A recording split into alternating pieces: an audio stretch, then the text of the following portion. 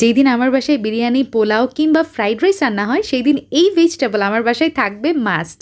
আপনাদের দুলাভাই এই ভেজিটেবল রান্না করার জন্য সবসময় বায়না করতে থাকে। অ্যান্ড নট অনলি দ্যাট, ডিনারের পরে যদি ভেজিটেবলটা বেঁচে যায়, আবার আমি যেটা করি সকালে নাস্তার সাথেও দিই, লাইক রুটি পরোটার সাথেও কিন্তু চলে যায়। খেয়াল করেছে নিশ্চয়ই আমার সবজিগুলো কিন্তু অ্যাজ ইট ইজ কালার আছে। তো এই সবজির কালারগুলো কিভাবে ধরে রাখবেন রান্নার শেষ পর্যন্ত, সেই টিপসগুলো কিন্তু আপনাদের সঙ্গে আজকে শেয়ার করব। তো প্রথমেই আমি গরম পানি করে নিয়েছি। পানিতে বলক চলে আসলে এখানে কেটে রাখা গাজর, ফুলকপি আর পেঁপে আমি গরম পানিতে সিদ্ধ করে নিব। সব ভেজিটেবল কিন্তু আমি 1 কাপ করে নিয়েছি, আর এই সবজিগুলো সিদ্ধ হতে একটু বেশি সময় লাগে, সেই জন্য গরম পানিতে এই সবজিগুলোকে কিছু সময় সিদ্ধ করে নিব। তো যাই হোক, 1টা থেকে 2টা বলক ওঠার সাথে সাথে আমি গরম পানি থেকে এই ভেজিটেবলগুলো উঠিয়ে ফেলছি। আর এই সবজির পানিটা কিন্তু ফেলবো না, আমি রেখে দিব, পরবর্তীতে কাজে লাগাবো, আপনাদেরকে দেখিয়ে দিচ্ছি। আর এখন আমি কড়াইয়ে নিয়ে নিয়েছি হচ্ছে বাটার। এখানে আছে 1 টেবিল চামচের মতো, তার সাথে রসুন কুচি দিয়ে দিলাম। এখন বাটার আর রসুন কুচি আমি কিছু সময় ব্রাউন কালার করে ভেজে নিব। ব্রাউন কালার হয়ে গেলে আমি এখানে ব্যবহার করছি চিকেন বল, যেটা কিনা আগে আমি তেলের মধ্যে ভেজে নিয়েছি। ওই যে স্ক্রিনে ওপরে দেখতে পাচ্ছেন চিকেন বল আমি প্রথমে তেলের মধ্যে ভেজে নিয়েছি খুব ভালোভাবে, মানে ব্রাউন কালার করে। তারপরে আমি যেটা করেছি ছুরি দিয়ে মাঝখান থেকে কেটে নিয়েছি।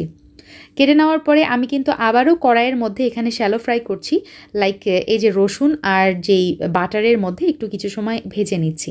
1 থেকে 2 মিনিটের মতো ভেজে নেওয়ার পর আমি পেঁয়াজ অ্যাড করে দিলাম, একটু বড় বড় স্লাইস করে কেটে নিয়েছি। তার সাথে কাঁচামরিচ কয়েকটা দিয়ে দিলাম আমার টেস্ট অনুযায়ী। আমি মাঝখান থেকে কাঁচামরিচ একটু ফেলে দিয়েছি।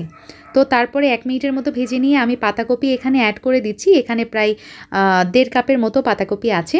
তারপরে সিদ্ধ করে রাখা আমি সবজিগুলো দিয়ে দিচ্ছি। আর এই সবজিগুলো আমি গরম পানি থেকে তুলে সাথে সাথে ট্যাপের নিচে রেখেছিলাম। ট্যাপের ঠান্ডা পানির নিচে আমি সবজিগুলো 2 থেকে 3 মিনিট ধুয়ে নিয়েছি, যাতে করে আমার সবজির কুকিং প্রসেসটা স্টপ হয়ে যায়, এবং এতেই কিন্তু আমার সবজির কালারটা একদম অ্যাজ ইট ইজ থাকে।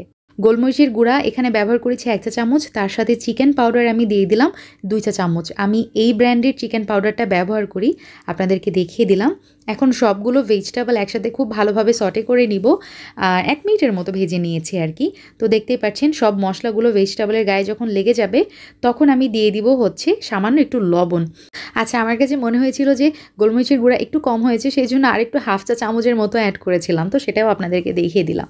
তো সব কিছু একসাথে খুব ভালোভাবে মিক্স করে নেওয়ার পর আমি এখানে হট টমেটো সস অ্যাড করে দিচ্ছি, একদম 2 থেকে 3 টেবিল চামচের মতো। তার সাথে দিয়ে দিলাম 1 টেবিল চামচ সয়া সস আর 1 টেবিল চামচ হচ্ছে ওয়েস্টার সস দিয়ে আবারও সবজিগুলো খুব ভালোভাবে আমি কত সময় ভেজে নিব চুলাতে। এই ধরেন 1 থেকে 2 মিনিটের মতো ভেজে নিয়েছি। তারপরে আমি অ্যাড করে দিলাম green, red and yellow bell pepper. আপনাদের হাতের কাছে যেটা মানে যেই কালারটা থাকে সেটাই অ্যাড করবেন। তো আমার বাসায় ছিল, এই কারণে আমি সবগুলোই দিয়ে দিয়েছি। তো কিছু সময় আবারও ভেজে নিয়ে আমি এখানে ওই যে ভেজিটেবল স্টকটা ব্যবহার করছি, যেটা কিনা যেই পানিতে আমি ভেজিটেবলটা সিদ্ধ করে নিয়েছিলাম সেটা 1 কাপ দিয়ে দিলাম। দিয়ে যখন পানিতে খুব সুন্দরভাবে বলক উঠবে তখন আমি এখানে ব্যবহার করছি হচ্ছে কর্নফ্লাওয়ারের গোলানো পানি। 1/4 কাপ পানির মধ্যে আমি 2 চা চামচ কর্নফ্লাওয়ার গুলিয়ে এই ভেজিটেবলের মধ্যে দিয়ে দিলাম। তারপরে খুব সুন্দরভাবে সব কিছু একসাথে মিক্স করে নিব।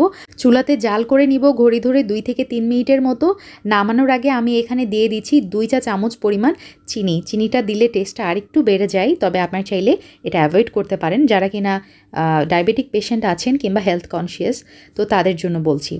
আর আরেকটা ইনগ্রিডিয়েন্টস আমি অ্যাড করছি, সেটা হচ্ছে পেঁয়াজ পাতা বা স্প্রিং অনিয়ন। এটা দিলে আরও মজা লাগে, মানে আমার কাছে ভালো লাগে, তবে আপনারা দিতেও পারেন নাও দিতে পারেন। টেস্ট করে দেখেছি, এভরিথিং ইজ পারফেক্ট। তো আলহামদুলিল্লাহ আমার ঝাল লবণ সব কিছু পারফেক্ট আছে। চুলার জালটা জাস্ট অফ করে দিলাম। আমার ভিউয়ার্সদের জন্য ছোট্ট আরেকটা টিপস, সেটা হচ্ছে ভেজিটেবল রান্না করার পর কখনো কিন্তু ঢাকনা দিয়ে কভার করে রাখবেন না। ভেজিটেবলের কালার নষ্ট হয়ে যাওয়ার এটাও একটা কারণ, আমি যে জন্য সবসময় লাস্টে ভেজিটেবলটা রান্না করি যে গরম গরম সার্ভ করা যাবে। সো ইনাফ ফর টুডে, আবার দেখা হবে। আল্লাহ হাফেজ, আসসালামু আলাইকুম।